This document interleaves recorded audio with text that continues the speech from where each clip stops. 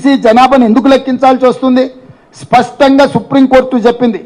27% BC రిజర్వేషన్లను పెంచాలి అని అంటే వాళ్ళ జనాభాను లెక్కించి జనాభా ఆధారంగా 27% పెంచండి.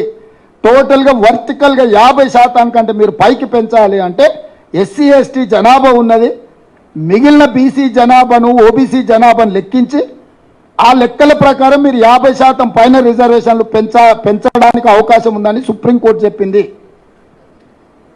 ఇది చారిత్రాత్మకమైన అవసరం బీసీ జనాభా లెక్క కట్టడం.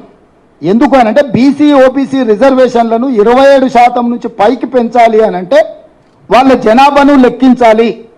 వాళ్ళ జనాభాను లెక్కించినప్పుడు మాత్రమే రాజ్యాంగం కానీ సుప్రీంకోర్టు కానీ వాళ్ళ రిజర్వేషన్లను 27% నుంచి పైకి పెంచడానికి అవకాశం ఉంటుంది. దాన్ని దృష్టిలో పెట్టుకునే కాంగ్రెస్ పార్టీ ఈరోజు